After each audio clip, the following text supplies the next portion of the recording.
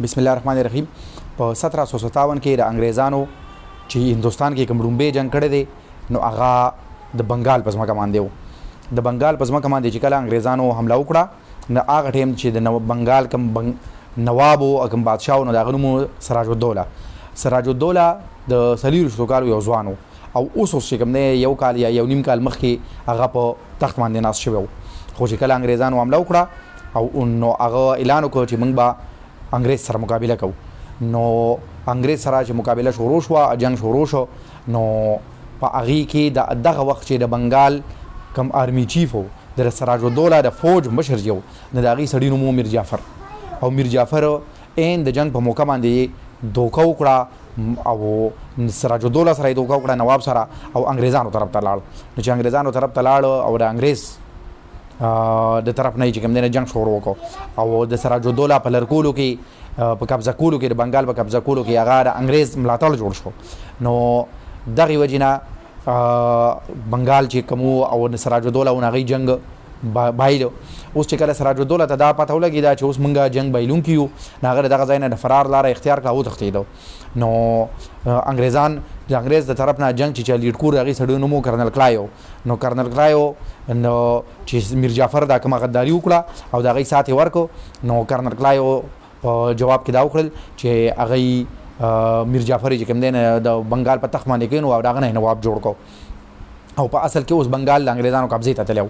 نو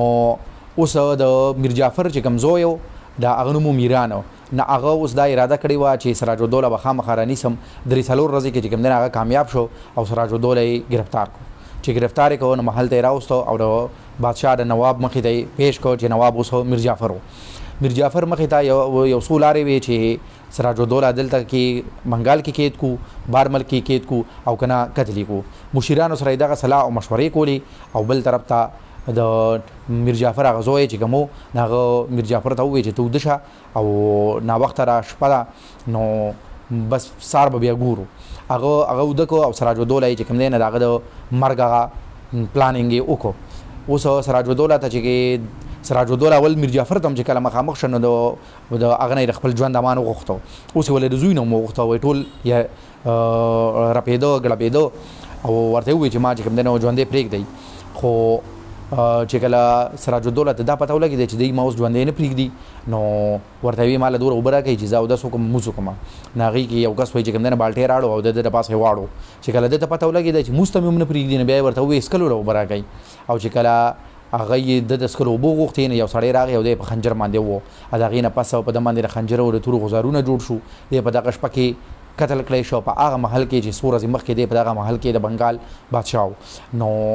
د قتل نه بعد چې کله د ورځې رڼا راغله خلک راویښ شو نو دی نه مرشد آباد چې په دغه وخت کې د بنګال دارالخلافه وه د هغې په بازار کې چې کوم دی د هتي د پاسه د دغه مسخ شو د لاش بیا وګرځو. خو په دې باندې چې کوم دی نه بحث ونه کوو او د دې نه بعد د سره میر جعفر دغه زوی میران د سراج الدوله د خاندان او بیا زنانه وایي چې کوم دی نه په یو کښتۍ کې سورۍ کړئ او د سیند په منځ کې چې کوم دی نه هغه کښتۍ چې کوم دی نه ډوبه کړه غرقه یې کړه او دی پکې مړی کړئ. نو د دې نه پس بیا دا وشو چې یو کال چې څو تېرېده نو میر جعفر چې کوم دی نه میر جعفر نه اهلي انګریزانو ته مخامخ راله. دې ځای کې دا یوه خبره هم ده چې موږ مخکې ویلي دي چې هندوستان د دنیا له ټولو نه مالدار ملک او د هندوستان په صوبو کې یو مالداره صوبه بنګال و. نو اکه کرنل کلایو چې کله انګریزانو قبضه وکړه نو هغه د وایي 34,000 پاونډ اول په هغې مالي غنیمت کې میلاو شو او دا دومره ځمکه یې ورته میلاو ورکړه چې د هغې 27,000 پاونډ چې کوم دی نه په هغه زمانه کې سالانه آمدن و. نو دکه سړی خو چې کوم دی نه اچانک راتورات چې کوم دی د یورپ په مالدارترین سړو کې راغی. بیا چې یو کال څو تېرېده نو د میر جعفر رولینګ سټایل دا و چې په خپله خو به یې چې کوم دی نه شاهي لباس اچولی وایي ټول ځان یې د کالو نه ډک کړی و. خو بل طرف ته د فوج دپاره په خزانه کې د یوې میاشتې تنخوا رقم بیا نه و او خلک بیا د لوږې تندې ښکار شو په هغه بنګال کې چې تر اوسه پورې هغې ډېر مالدار و. دغه شان د اپیم به چې کوم دی نه دغه کول نشې به یې کولې. دغه شان یې هغه زوی و یو خراب